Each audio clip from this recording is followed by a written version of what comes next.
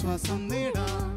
ഹൃത്തിനുള്ളിൽ ജീവൻ നൽകും വചനം, തിരുവചനം. യേശുവിൽ പ്രിയ സഹോദരരെ, ആരൊക്കെയാണ് ഈ നിർഭാഗ്യരുടെ ഗണത്തിൽപ്പെട്ടത്, അല്ലെങ്കിൽ നിത്യജീവനിൽ എത്താത്തതെന്ന് വചനം നമ്മളെ ഓർമ്മപ്പെടുത്തുന്നുണ്ട്. വെളിപാടിൻ്റെ പുസ്തകം 21-ാം അധ്യായം 8-ാം തിരുവചനം കേൾക്കാം നമുക്ക്. ആരൊക്കെയാണ് നിത്യജീവൻ സ്വന്തമാക്കാതെ പോകുന്നവരെന്ന്? ഭീരുക്കൾ, അവിശ്വാസികൾ, ദുർമാർഗികൾ, കൊലപാതകികൾ, വ്യഭിചാരികൾ, മന്ത്രവാദികൾ, വിഗ്രഹാരാധകർ, കാപട്യക്കാർ എന്നിവരുടെ ഓഹരി തീയും ഗന്ധകവും എരിയുന്ന തടാകവുമായിരിക്കും. ഭീരുക്കൾ എന്ന് പറയുമ്പോൾ എല്ലാത്തിനും പേടി, അവർക്കൊന്നും ചെയ്യാൻ പറ്റില്ല, പേടിച്ചിട്ട് അവർ ജീവിതം പേടിച്ച് തന്നെ തീർക്കും. അവിശ്വാസികൾ, ദൈവത്തിലും വിശ്വാസമില്ല, വചനത്തിലും വിശ്വാസമില്ല, പ്രാർത്ഥനയിലും വിശ്വാസമില്ല, ഈശോയുടെ ശക്തിയിലും അത്ഭുതങ്ങളിലും അടയാളങ്ങളിലും ഇന്നും അന്നും വിശ്വാസമില്ലാത്തവർ. ഒന്നും ചെയ്യാൻ പറ്റില്ല അവർക്ക്. വിശ്വസിക്കുന്നവനാണ് നിത്യജീവൻ. ദുർമാർഗികളെക്കുറിച്ച് വചനം പറയുന്നത് അവരുടെ കഴുത്തിൽ വലിയ തിരുകല്ല് കെട്ടി ആഴമുള്ള കയത്തിലേക്ക് എറിയാനാണ്. മക്കൾക്ക് ദുർമാതൃ കൊടുക്കുന്ന മാതാപിതാക്കളുണ്ട്, സഹോദരങ്ങൾക്ക് ദുർമാതൃ കൊടുക്കുന്നവരുണ്ട്. സ്വന്തം ജീവിതത്തെ ഉത്തരവാദിത്തമില്ലാതെ ദുർമാർഗങ്ങളിലേക്ക്, തിന്മയിലേക്ക് നയിച്ചു വിടുന്നവരുണ്ട്. അപ്പോൾ ഇവർക്കെല്ലാം വെച്ചിരിക്കുന്ന ഒരു സമ്മാനമാണ് നമ്മൾ താഴെ പറഞ്ഞത്. ഇനി കൊലപാതകികൾ, ആരെ കൊലപാതകികൾ? പെട്ടി വഴിയിലിട്ട് വെട്ടിക്കൊല്ലുന്നവർ, കുത്തിക്കൊല്ലുന്നവർ, അവരെ നമ്മൾ കൊലപാതകികൾ എന്ന് പറയും. പക്ഷെ മറ്റൊരു ഗണം കൊലപാതകളുണ്ട്. ജീവിതത്തിൽ ഒരിക്കലും ക്ഷമിക്കില്ലെന്ന് പറഞ്ഞ് ക്ഷമ കൊടുക്കാത്തവർ, ക്ഷമിക്കാത്തവർ, എത്ര ചെറിയ തെറ്റിന് പോലും നീണ്ട കാലങ്ങളിൽ ക്ഷമിക്കാതെ പോകുന്നവർ, വലിയ തെറ്റുകളും ക്ഷമിക്കാതെ പോകുന്നവർ. ജോൺ പോൾ രണ്ടാമൻ മാർപ്പാപ്പ ജയിലിൽ ചെന്ന് വലിയൊരു ക്ഷമ കൊടുത്തു വെടിവെച്ച മനുഷ്യന്. സിസ്റ്റർ വിശുദ്ധ റാണി മരിയയുടെ കുടുംബാംഗങ്ങൾ കൊന്നിട്ടിട്ട് പോലും അമ്മയും അപ്പനും സഹോദരങ്ങളും കൊലപാതകയ്ക്ക് ക്ഷമ കൊടുത്തു. ഇതുപോലെ ചരിത്രത്തിൽ, വചനത്തിൽ, അല്ലെങ്കിൽ നമ്മുടെ ചുറ്റുപാടിലൊക്കെ ഒത്തിരി ക്ഷമിക്കുന്ന ദൈവിക വ്യക്തികളെ കണ്ടിട്ടുണ്ട്. ഈശോയുടെ മാതിരിയെ കുരിശിൽ കടന്ന് ഈശോ ചെയ്തത് അതാ. കൊന്നവന് പോലും, കുത്തി മുറിവേൽപ്പിച്ചവന് പോലും, കുത്തി ഒരു തുള്ളി വെള്ളമുണ്ടായിരുന്നത് ഊറ്റി ചങ്ക് തുറന്ന് കളഞ്ഞവനെ പോലും ക്ഷമ കൊടുത്തിട്ട് അനുഗ്രഹിച്ചു വിടുന്നത്. ചിലരുണ്ട്, മരിച്ചാലും ഞാൻ ക്ഷമിക്കില്ല, എന്ത് ചെയ്താലും ഞാൻ ക്ഷമിക്കില്ല. അങ്ങനെയുള്ളവർക്ക് നിത്യജീവൻ സ്വന്തമാക്കാൻ പറ്റില്ല. ഇവിടെ ഒരു വ്യഭിചാരികൾ വളരെ ലാഘവത്തോടെ എന്ന് കാണുന്നൊരു പാപമാണ്. ചെറുപ്പക്കാരിലും കുഞ്ഞുങ്ങളിലും യുവതീവാക്കളിലും വിവാഹം കഴിഞ്ഞവരിലും വിളിക്കപ്പെട്ടവരിലും ജീവിതം ദൈവത്തിന് വേണ്ടി മാറ്റി വയ്ക്കപ്പെട്ടവരിലും ഒക്കെ വളരെ ലാഘവത്തോടെ കാണുകയും, അല്ലെങ്കിൽ ജീവിത രീതികളൊക്കെ അറിഞ്ഞോ അറിയാതെയോ, സാഹചര്യങ്ങളോ സന്ദർഭങ്ങളോ എന്തോ ആകട്ടെ, ഈ തിന്മ ഇന്ന് വളരെ വ്യാപകമായിട്ട് വരുന്നതാണ്. ഒത്തിരി അനുഭവങ്ങൾ പറയാനുണ്ട്, പക്ഷെ നമുക്ക് നിത്യജീവിതത്തിൽ നമ്മൾ സ്ഥിരം കണ്ടുകൊണ്ടിരിക്കണേ. അടുത്ത മന്ത്രവാദികൾ. എന്താ? യേശുവെന്ന ഒരു മന്ത്രം, ആ നാമമെന്ത മന്ത്രമല്ലാത്ത എല്ലാവരെക്കുറിച്ചും മന്ത്രവാദികൾ എന്ന് തന്നെ പറയാം. വിഗ്രഹാരാധകർ. ദൈവമല്ലാതെ എന്തിനെ കൂടുതൽ സ്നേഹിക്കുന്നു അതെല്ലാം വിഗ്രഹമാണ്. അത് ചിലപ്പോൾ ജീവിത പങ്കാളിയായിരിക്കാം, ചിലപ്പോൾ മക്കളായിരിക്കാം, ചിലപ്പോൾ മാതാപിതാക്കളായിരിക്കാം, ചിലർക്ക് സമ്പത്താണ്, ചിലർക്ക് എല്ലാ നേരവും ചിന്ത, ആഗ്രഹം, ഇഷ്ടം ആഭരണങ്ങളോടായിരിക്കാം, ചിലർക്ക് മാധ്യമങ്ങളായിരിക്കാം, അത് സിനിമ, സീരിയൽ, ഇഷ്ടപ്പെട്ട സാധനങ്ങൾ, ജീവിതത്തെ അല്ലെങ്കിൽ തിന്മയിലേക്ക് നയിക്കുന്ന മാർഗങ്ങൾ. ചിലർക്ക് ദുഷിച്ച തിന്മയായ, തികച്ചും തിന്മയായ മാർഗങ്ങളായിരിക്കാം. അതാണ് വിഗ്രഹാരാധകർ എന്ന് പറയുന്നത്. ചിലരുണ്ട് മക്കളെയൊക്കെ പള്ളിയിൽ കൊണ്ടുവരും. ദൈവാലയത്തിൽ നമ്മൾ വരുന്നത് ദൈവത്തെ കാണാനും ദൈവത്തെ കേൾക്കാനും ദൈവത്തിൻ്റെ സ്നേഹം അനുഭവിക്കാനും ദൈവത്തെ കണ്ണോട് കാണാനും ദൈവത്തിൻ്റെ സ്വരം കാതോട് കാതു കേൾക്കാനും ദൈവത്തിൻ്റെ സ്നേഹം ഹൃദയത്തോട് ചേർത്ത് വെച്ച് അനുഭവിക്കാനോ നമ്മൾ ദേവാലയത്തിലേക്ക് ദൈവസന്നിധിയിലേക്ക് വരുന്നത്. വിശുദ്ധ കുർബാന അതിനുള്ളതാണ്, അല്ലെങ്കിൽ മറ്റ് ആരാധനകൾ പ്രാർത്ഥനകൾ. പക്ഷേ ചില തരത്തിലുള്ള വിഗ്രഹാരാധകരെന്ത് ചെയ്യും? മക്കളെയാണ് വിഗ്രഹമെങ്കിൽ അവരാ നേരത്തും മക്കളെ കളിപ്പിച്ചുകൊണ്ടിരിക്കും, മക്കളെ കുസൃതിക്ക് കൂട്ടു നിന്നുകൊണ്ടിരിക്കും. അല്ലെങ്കിൽ മക്കളെ ഇങ്ങനെ ആ ദൈവ സാന്നിധ്യത്തിൻ്റെ അഭിഷേകത്തെ തടയുന്ന രീതിയിൽ എന്ത് കാണിക്കാനും അവർ ഒന്നും അറിയാത്ത മട്ട് നിസ്സംഗതയോടെ നിൽക്കും. തെറ്റാത്. വിഗ്രഹാരാധനയാണ്. മക്കളെ കളിപ്പിക്കാൻ വീട്ടിൽ സ്ഥലമുണ്ട്. മക്കളെ കളിപ്പിക്കാൻ വീട് നമുക്ക് ഇഷ്ടംപോലെ ഉപയോഗിക്കാം. മക്കളെ കളിപ്പിക്കേണ്ട എന്നല്ല എന്നതിൻ്റെ അർത്ഥം. മക്കളെ സ്നേഹിക്കേണ്ട എന്നല്ല അതിൻ്റെ അർത്ഥം. മക്കളെ സ്നേഹിക്കാനൊരു സ്ഥലമുണ്ട്. ആ സ്ഥലത്തെ സാഹചര്യത്തെയും തിരിച്ചറിയാനുള്ള വിവരം വേണം നമുക്ക്. അപ്പോൾ ഇതുപോലെ വിഗ്രഹങ്ങളുടെ പുറകെ വിഗ്രഹം ചിലർ എതിരെ സ്നേഹിക്കുന്ന കൂടുതലായി, അതാണ് വിഗ്രഹം. മറ്റൊന്ന് കാപട്യക്കാർ. കപടത അവരുടെ ജന്മസ്വത്തായിട്ട് സ്വീകരിച്ചിരിക്കുക ചിലർ. അതിർത്തിക്കല്ല് മാറ്റിയിടുക, നടന്നുകൊണ്ടിരിക്കുന്ന വർഷങ്ങളായി ഉപയോഗിച്ചുകൊണ്ടിരിക്കുന്ന വഴി അടച്ചു കെട്ടുക, അപരന് സ്വന്തമായ മുതൽ അറിയാതെ കൈക്കലാക്കി എടുക്കുക, മാതാപിതാക്കൾക്ക് ഓർമ്മ കുറയുമ്പോൾ കള്ളോപ്പിടിയിച്ച് സ്വന്തമാക്കി ഒരു മോനെടുക്കുക അല്ലെങ്കിൽ ആരെങ്കിലുമൊക്കെ എടുക്കുക. കപടത, കാപട്യക്കാർ ഒരു ദൈവത്തെ പോലും പറ്റിക്കുന്ന രീതിയിൽ പലതും ചെയ്തുകൊണ്ടിരിക്കുക ഇന്ന്. അതുകൊണ്ട് കാപട്യക്കാരും ഇങ്ങനെയുള്ളവരല്ല. അപ്പോൾ ഇത് നിത്യജീവൻ സ്വന്തമാക്കാൻ ഒരിക്കലും സാധിക്കാത്തതാണ്. അവരുടെ ഗണത്തിൽപ്പെടുന്നതാണ് പ്രഭാഷകൻ്റെ പുസ്തകം 4-ാം അധ്യായം 1 മുതലുള്ള തിരുവചനം. മകനെ, പാവപ്പെട്ടവൻ്റെ ഉപജീവനം തടയരുത്. ഇത് ഉപജീവനം തടയൽ ഒരു അഗ്നിതടാകത്തിലേക്ക് എറിയപ്പെടാൻ യോഗ്യപ്പെട്ടവരാണ്, നിത്യജീവനിലേക്കുള്ളവരല്ല. ആവശ്യക്കാരനെ കാത്തിരുത്തി വിഷമിപ്പിക്കുന്നവൻ നിത്യജീവൻ സ്വന്തമാക്കില്ല.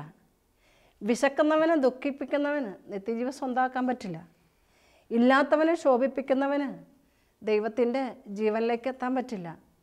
കോപാകുലമായ മനസ്സിൻ്റെ അസ്വസ്ഥതകൾ വർദ്ധിപ്പിച്ചെടുക്കുന്നവന് നിത്യജീവനിലേക്ക് എത്താൻ പറ്റില്ല. ഇവിടെ പറയുന്നു വീണ്ടും, യാചകന് ദാനം താമസിപ്പിക്കരുതെന്ന്. പ്രിയപ്പെട്ടവരെ, യാചകന് ദാനം താമസിപ്പിക്കരുതെന്ന് വചനം പറയണേ. ഇനി താമസിപ്പിക്കുക മാത്രമല്ല, അവനെ അവഗണനയോടെ വിടുക. അവനെ കണ്ടില്ലെന്നുള്ള നടിച്ച് പോകുക, കടന്നു പോവുക അവൻ കൈനീട്ടുമ്പോഴും. ഞാൻ ആലുവയ്ക്കടുത്തൊരു സ്ഥലത്ത് അതിരാവിലെ ഒരാൾ വരാൻ വേണ്ടി വെയിറ്റ് ചെയ്ത് ബസ് ഇറങ്ങി റെയിൽവേ സ്റ്റേഷനും ഇറങ്ങി നടക്കുന്ന ആ ഫുട്പാത്തിൻ്റെ അരികിൽ ഇപ്പോൾ 2 കൈയില്ലാത്തൊരു മനുഷ്യൻ ആർക്കും തടസ്സമില്ലാത്തതുപോലെ ആ വഴിയരികിൽ ഒതുങ്ങി ഇങ്ങനെ ഇരിപ്പുണ്ട്.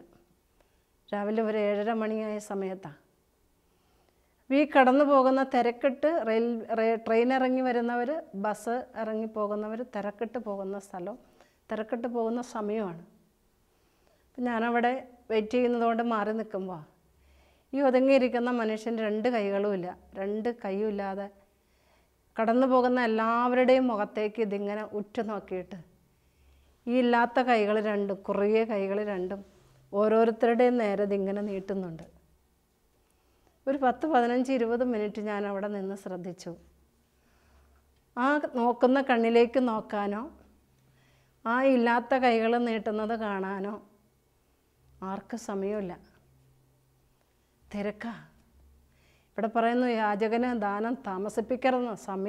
അവൻ നീട്ടുന്ന കൈകളിലേക്ക് സമയം വൈകാൻ പാടില്ല.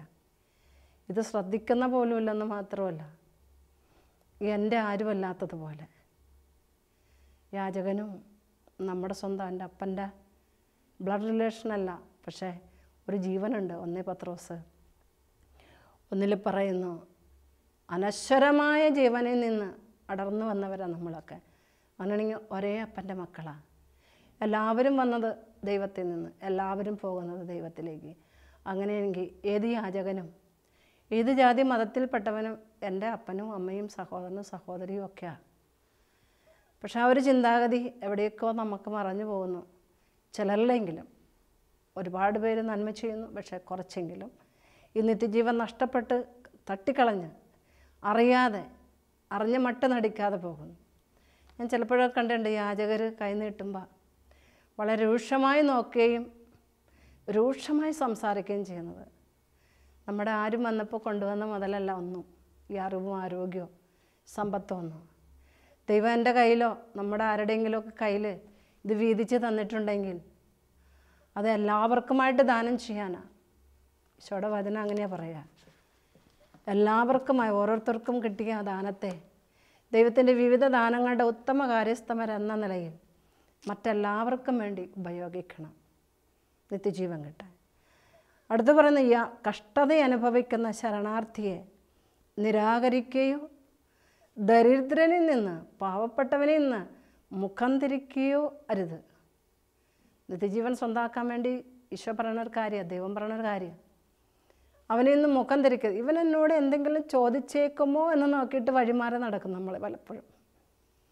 അല്ലെങ്കിൽ എന്തെങ്കിലും എന്നോട് ആവശ്യപ്പെട്ടാൽ കൊടുക്കേണ്ടി വരുമോ എന്നോർത്ത് വഴിമാറി നടക്കും. ഞാനിപ്പോൾ ഓർക്കുന്നു, പണ്ട് കേട്ട ഒരു തമാശ കഥയാണ്. ഏതോ ഒരു പ്രസംഗത്തിൽ നാളുകൾക്ക് മുൻപ് കേട്ടതാണ്. നാട്ടിലൊരു മത്തായി ചേട്ടനുണ്ടായിരുന്നു. മത്തായി നല്ല പേരാണ്. നാട്ടിൽ ആ മത്തായി ചേട്ടനെ അറിയപ്പെടുന്നത് മര്യാദക്കാരനെന്നാ, എന്ന് വെച്ചാൽ എല്ലാവർക്കും നല്ലത് ചെയ്യുന്നത്. തൊട്ടടുത്ത് മാറി ഒരു വിധവയായ സ്ത്രീ മറിയാമ്മ ചേട്ടത്തി ഉണ്ടായിരുന്നു. മറിയാമ്മ ചേട്ടത്തിക്ക് ഏക മകള്, പ്രായം കഴിഞ്ഞു. വിവാഹാലോചന പലതും വന്നു, പക്ഷേ 10 പൈസയില്ല. മറിയാമ്മ ചേട്ടത്തിക്ക് അധ്വാനിക്കാൻ കഴിവില്ല, ആരോഗ്യമില്ല. ഈ മകളെ പോറ്റണം, പഠിപ്പിക്കണമായിരുന്നു. മകൾക്കാണെങ്കിലും നല്ല രീതിയിലൊരു ജോലിയില്ല. അങ്ങനെ വിഷമിച്ച് പല വിവാഹാലോചന വന്നെങ്കിലും നടക്കാതെ വന്നപ്പോൾ അവസാനം ഒരെണ്ണം പ്രായം കവിഞ്ഞ് നിൽക്കുന്ന മകൾക്ക് ഒരു വിവാഹം അടുത്ത് വന്ന് നടക്കുമെന്ന് കണ്ടപ്പോൾ നാട്ടിൽ നല്ലയാളായ മത്തായി ചേട്ടൻ്റെ അടുത്ത് ഈ വിധവയായ മറിയാമ്മ ചേട്ടത്തി എന്നിട്ട് പറഞ്ഞു, മത്തായി ചേട്ടാ, എൻ്റെ മകൾക്കൊരു വിവാഹം വന്ന് അടുത്തിരിപ്പുണ്ട്, അത് നടക്കും. പക്ഷെ നടത്തണമെങ്കിൽ മത്തായി ചേട്ടനൊരു കരുണ കാണിക്കണം. അപ്പം മുതലാളിയായ മത്തായി ചേട്ടൻ ഇങ്ങനെ പറഞ്ഞു എന്നാണ് പറയുന്നത് അതിനകത്ത്. എന്താ മറിയാമ്മേ ആവശ്യം?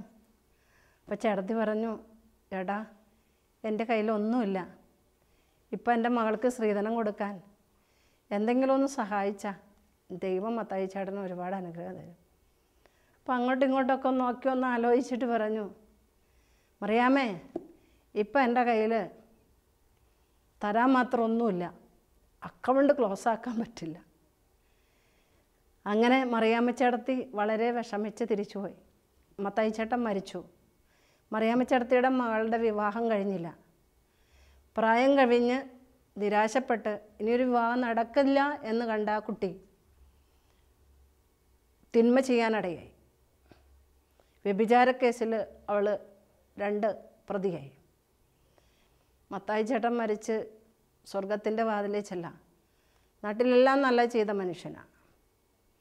സ്വർഗത്തിൻ്റെ വാതിൽ തുറക്കാതായപ്പോൾ മത്തായി ചേട്ടൻ സാധാരണഗതി ചോദിച്ചു, ഇതെന്താ? ഞാനെല്ലാം മര്യാദക്കാരനായിട്ട് ചെയ്താന്ന് വന്നേ, സ്വർഗത്തിൻ്റെ വാതിൽ തുറക്കാത്തത് എന്താ? സ്വർഗത്തിൻ്റെ വാതിൽ തുറക്കാതായപ്പോൾ അകത്തുനിന്ന് പറഞ്ഞു, മത്തായി ചേട്ടൻ്റെ പേരിൽ 2 കേസുണ്ട്, 2 തിന്മയുണ്ട്. ഞാൻ ഒരു തിന്മയും ചെയ്തിട്ടില്ല, ഇതുവരെ ഞാനൊരു തിന്മയും ചെയ്തിട്ടില്ല. ഇല്ല, ജീവൻ്റെ പുസ്തകം വീണ്ടും മറച്ചു. അപ്പോൾ 2 വ്യഭിചാര കേസ് കിടപ്പുണ്ട്. അപ്പം ഞാൻ ജീവിതത്തിൽ ചിന്തിക്ക പോലും ചെയ്യാത്തതാ, ഇതെവിടെ നിന്നോ നുണ എഴുതി വെച്ചത്. ഇല്ല. അപ്പോൾ അതിൻ്റെ കാര്യകാരണ സഹിതം എഴുതുന്ന പുസ്തകം തുറന്നു.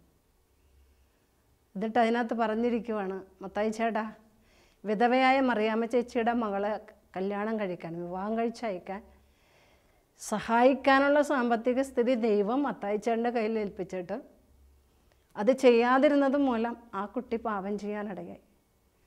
ആ കേസ് മത്തായി ചേട്ടൻ്റെ പേരിലാണ് ഈ പുസ്തകത്തിൽ എഴുതി വച്ചിരിക്കുന്നത്. ഒരു തമാശ പോലെ ആയിരിക്കാം, എങ്കിലും വായിച്ച ഒരു ചെറിയ കുറിപ്പിൽ നിന്നാണ് എങ്കിൽ പോലും ഇതൊരു വലിയ പാഠം പഠിപ്പിക്കുന്നുണ്ട് നമ്മളെ.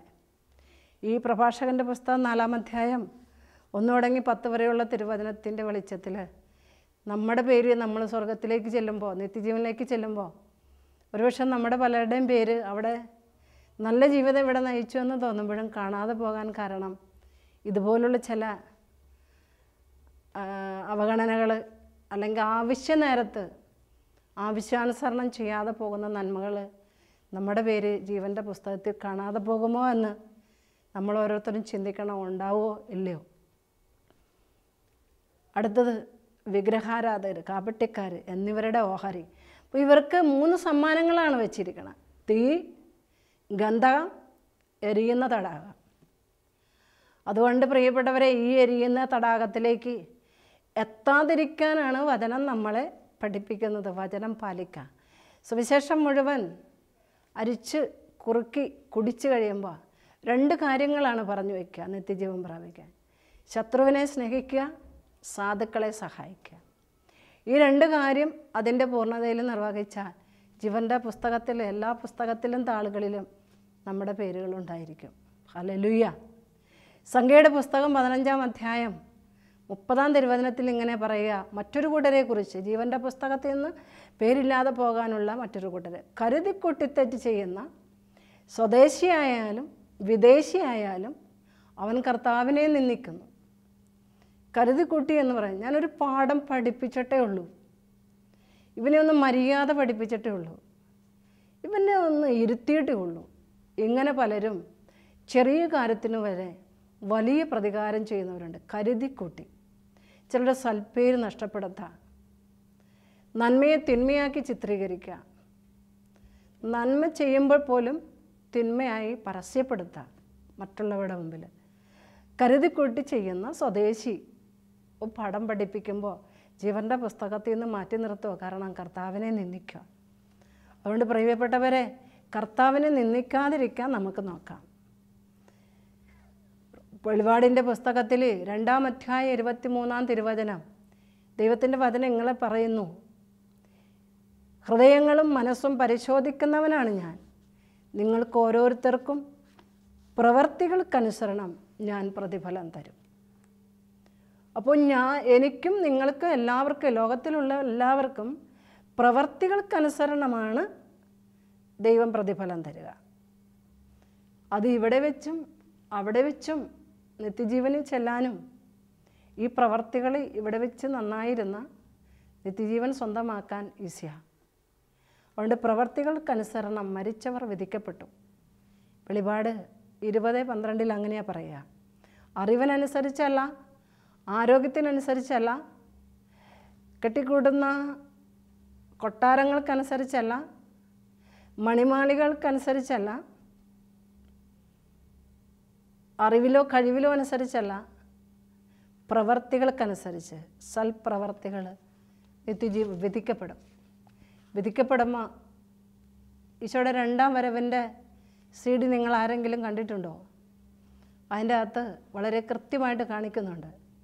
വെളിപാട് പുസ്തകത്തിൽ നിത്യജീവനെക്കുറിച്ച് പറയുന്ന കാര്യങ്ങളും മരിച്ചവർ വിധിക്കപ്പെടുന്നതും വചനത്തിൻ്റെ പൂർത്തീകരണം എങ്ങനെയാണെന്ന് വളരെ വ്യക്തമായി കാണുന്നുണ്ട്. അപ്പോൾ നന്മ ചെയ്ത ഏതൊരു ചെറിയ നന്മയ്ക്ക് പോലും ഭൂമിയിൽ ചെയ്തിടുന്നത്, അതിന് പ്രതിഫലം തരുന്നത് എല്ലാം അതിനകത്ത് നമ്മൾ വ്യക്തമായി കാണുന്നുണ്ട്.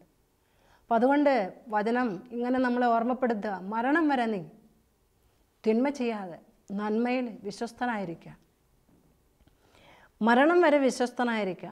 അപ്പോൾ ജീവൻ്റെ കിരീടം നിനക്ക് കിട്ടും. ദൈവത്തോടും സ്വയം അവനവനോടും മറ്റുള്ളവരോടും സഹോദരങ്ങളോടും ജീവിത സാഹചര്യങ്ങളോടും ഉത്തരവാദിത്തങ്ങളോടും. ചിലരുണ്ട് ജോലി കാശ് മേടിക്കും, ജോലി ചെയ്യില്ല, കള്ളക്കണക്കെഴുതും. വിശ്വസ്തനായിരിക്കുക, എല്ലാ കാര്യത്തിലും വിശ്വസ്തനായിരിക്കുക. ചെറിയ കാര്യത്തിലും വലിയ കാര്യത്തിലും വിശ്വസ്തനായിരിക്കുക എന്താണ് ഏറ്റവും വലിയ സമ്പത്ത്. ഈശോ പറഞ്ഞില്ലേ, ചെറിയ കാര്യങ്ങളിൽ വിശ്വസ്തൻ വലിയ കാര്യങ്ങളിലും വിശ്വസ്തനായിരിക്കും. അപ്പോൾ ഈ ചെറിയ കാര്യങ്ങളിൽ പോലും വിശ്വസ്തനായിരിക്കാൻ കഴിയുന്നത് നിത്യജീവനെക്കുറിച്ച് ഓർമ്മയുള്ള വ്യക്തിക്ക് മാത്രം, ചിന്തിക്കുന്ന വ്യക്തിക്ക് മാത്രം. അതാണ് ദൈവഭക്തി, അതാണ് കൃപ. വചനം ഇങ്ങനെ നമ്മളെ ഓർമ്മപ്പെടുത്തുന്നത് എന്താണ് അങ്ങനെയുള്ളവർക്ക്, വിശ്വസ്തനായിരിക്കുന്നവർക്ക്. യെശയ്യായുടെ പുസ്തകം 53 മരണം വരെ അവൻ വിശ്വസ്തനായി നിന്നു. മരിക്കുന്ന സമയത്തും പിതാവിൻ്റെ കൈകളിൽ ആത്മാവിനെ ഏൽപ്പിച്ചു. അതാണ് വിശ്വസ്തതയുടെ ആഴം.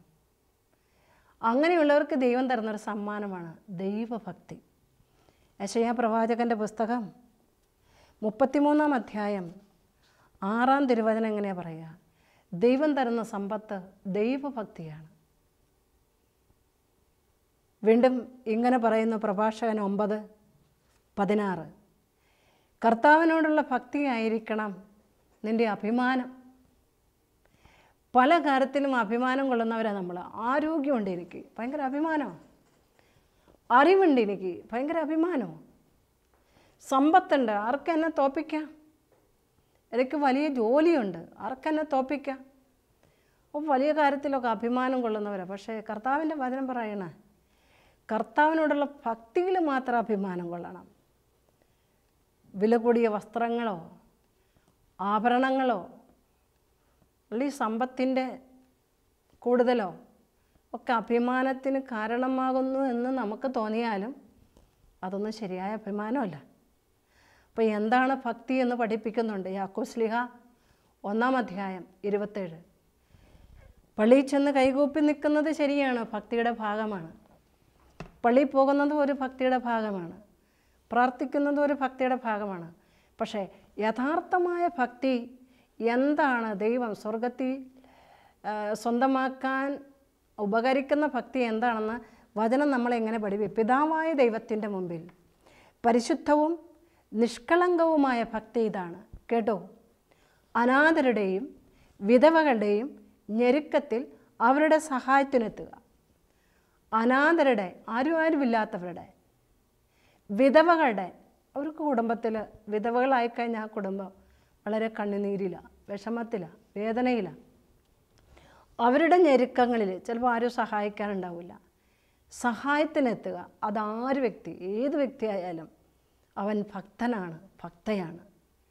ലോകത്തിൻ്റെ കളങ്കമേശാതെ തങ്ങളെ തന്നെ കാത്തു സൂക്ഷിക്കുക. ഇതാണ് യഥാർത്ഥമായ ഭക്തി. നമ്മൾ തെറ്റിദ്ധരിക്കണ്ടാവും. ഭക്തിയുടെ ബാഹ്യരൂപം അണിഞ്ഞ് അല്ലെങ്കിൽ പ്രാർത്ഥനയുടെ ബാഹ്യരൂപത്തിൽ ഇത് ഭക്തിയാണ് എന്ന് തെറ്റിദ്ധരിച്ച് ചിലപ്പോഴൊക്കെയെങ്കിലും പോകാം. പക്ഷേ യഥാർത്ഥ ഭക്തി ദൈവവചനം പഠിപ്പിക്കുന്നത് ഇങ്ങനെയാണെങ്കിൽ നിത്യജീവൻ്റെ ഫലങ്ങൾ പുറപ്പെടുവിക്കുന്ന വ്യക്തികളായി മാറണമെങ്കിൽ ഇതാണ് ദൈവവചനം പറയുന്ന ഭക്തി. പ്രിയപ്പെട്ടവരെ, ഈ ഭക്തിയിലേക്കാണ് നമ്മൾ ഓരോരുത്തരും വളരേണ്ടത്. കുടുംബത്തോടും സഹോദരങ്ങളോടും ഉത്തരവാദിത്തങ്ങളോടും ഉള്ള നമ്മുടെ റെസ്പോൺസിബിലിറ്റി നമ്മൾ ചെയ്യുമ്പോഴും ഈ ഭക്തി നമ്മൾ മറക്കാതിരിക്കുക. അതുകൊണ്ട് നിത്യജീവനിലേക്ക് പ്രവേശിക്കാൻ ഈ ഭക്തിയിലേക്ക് വരുന്നില്ല എങ്കിൽ സമ്പത്ത്, സൗഭാഗ്യം, ആരോഗ്യമൊക്കെ കൂട്ടുന്നെങ്കിൽ എസെക്കിയേൽ പ്രവാചകൻ്റെ പുസ്തകം 7-ാം അധ്യായം 19-ാം തിരുവചനം എങ്ങനെയാണ് പറയുക? അവർ വെള്ളി തെരുവുകളിൽ വലിച്ചെറിയും, സ്വർണം അവർക്ക് അശുദ്ധ വസ്തുവായി മാറും. കർത്താവിൻ്റെ ക്രോധത്തിൻ്റെ ദിനത്തിൽ അവരെ രക്ഷിക്കാൻ വെള്ളിക്കോ സ്വർണത്തിനോ സാധിക്കില്ല. എന്തെന്നാൽ അവയാണ് അവർക്ക് ഇടർച്ച വരുത്തിയത്. അവയാണ് അവർക്ക് ഇടർച്ച വരുത്തിയത്. പ്രിയപ്പെട്ടവരെ, കൂട്ടിവെച്ചിരിക്കുന്ന സ്വർണമൊക്കെ വലിച്ചെറിയാൻ സമയമായി. സ്വർണം എന്താണെന്ന് കേട്ടിട്ടുള്ളതല്ലാതെ കണ്ടിട്ടുള്ളതല്ലാതെ ഒരു പൊടി പോലും കയ്യിലില്ലാത്ത ചില വ്യക്തികളെ ഞാൻ കണ്ടിട്ടുണ്ട്. ചില കുടുംബങ്ങളെ ഞാൻ കണ്ടിട്ടുണ്ട്. ചിലർ സ്വർണം കൊന്നുകൂടിയിട്ട് ഇടാൻ കഴുത്തും കാതും പോരാ, അതുകൊണ്ട് കാശ് കൊടുത്ത് ലോക്കറിൽ കൊണ്ടുവച്ച്, കാശ് കൊടുത്ത് മേടിക്കും, വീണ്ടും കാശ് കൊടുത്ത് ലോക്കറിൽ കൊണ്ടുവയ്ക്കും. പക്ഷേ അവരെൻ്റെ അന്നൊന്ന് വേണ്ട അപ്പമാണ് ആ സ്റ്റോക്ക് ചെയ്തിരിക്കുന്നത്. മരിച്ചു കഴിഞ്ഞാൽ, ഈ ജീവൻ വിട്ട് കഴിഞ്ഞാൽ, ഈ ലോകം വിട്ട് കഴിഞ്ഞാൽ സ്വർണം എന്തിനാ, വെള്ളി എന്തിനാ, എന്തിനുപകരിക്കും? അപ്പോൾ സ്വർണത്തെ സ്നേഹിക്കുന്നവന് നീതീകരണമില്ല. പ്രഭാഷകൻ്റെ പുസ്തകം 31-ാം അധ്യായം 5-ാം തിരുവചനം പറയണു, പണത്തെ പിന്തുടരുന്നവന് മാർഗഭ്രംശം സംഭവിക്കും. സ്വർണ്ണ നിമിത്തം പലരും നശിച്ചു പോയിട്ടുണ്ട്. അതുകൊണ്ട് സ്വർണത്തെ സ്നേഹിക്കാതെ ദൈവത്തെ സ്നേഹിക്കാം, പണത്തെ സ്നേഹിക്കാതെ നിത്യജീവനെ സ്നേഹിക്കാം. വചനം പറയുന്നു വീണ്ടും യാക്കോബ് ശ്ലീഹ 5:2-5 നിങ്ങളുടെ സമ്പത്ത് ക്ഷയിച്ചു, വസ്ത്രങ്ങൾ പുഴുവരിച്ചു, വെള്ളിക്ക് കറ പിടിച്ചു, ആ കറ നിങ്ങൾക്കെതിരെ സാക്ഷ്യമായിരിക്കും. അവസാന നാളുകളിലേക്കാണ് നിങ്ങൾ സമ്പത്ത് ശേഖരിച്ചു വെച്ചതെങ്കിൽ വേലക്കാർക്ക് കൊടുക്കാതെ പിടിച്ചു വെച്ച കൂലി ഇതാ നിലവിളിക്കുന്നു, കർത്താവിൻ്റെ കർണപിടങ്ങളിൽ എത്തിയിരിക്കുന്നു. കർത്താവിൻ്റെ കർണപിടങ്ങളിൽ നിങ്ങളുടെ എൻ്റെയൊക്കെ നിലവിളിയുണ്ടോ? ആരുടെയെങ്കിലൊക്കെ നിലവിളിയുണ്ടോ നമുക്കെതിരെ? കർത്താവിൻ്റെ കർണപിടങ്ങളിൽ നിത്യജീവൻ നഷ്ടമാക്കാതെ സ്വന്തമാക്കാനുള്ള വഴി കർത്താവിൻ്റെ കർണപിടങ്ങളിൽ ആരുടെയും നിലവിളി എത്താതിരിക്കുക. അതിനാ നമുക്ക് ശ്രമിക്കാം. നമുക്കൊരു നിമിഷം പ്രാർത്ഥിക്കാം. ദൈവമേ, നിത്യജീവൻ സ്വന്തമാക്കാനുള്ള ഞങ്ങളുടെ പരിശ്രമത്തിൽ സ്വർണത്തിനും വെള്ളിക്കും ലോകത്തിനും സമ്പത്തിനും സൗന്ദര്യത്തിനും ആരോഗ്യത്തിനും അറിവിനും ഞങ്ങൾ ഒരുപാട് പ്രാധാന്യം കൊടുക്കാതെ ദൈവത്തിനും വചനത്തിനും നിത്യജീവനും പ്രാധാന്യം കൊടുക്കുന്നവരായി മാറാൻ ഞങ്ങളെ അനുഗ്രഹിക്കണമേ, ഞങ്ങളെ ആശീർവദിക്കണമേ, അഭിഷേകം ചെയ്യണേ, ഒരു തിരിച്ചറിവ് തരണേ എന്ന് ഞങ്ങൾ പ്രാർത്ഥിക്കുന്നു. പിതാവിൻ്റെയും പുത്രൻ്റെയും പരിശുദ്ധാത്മാവിൻ്റെയും നാമത്തിൽ ആമേൻ.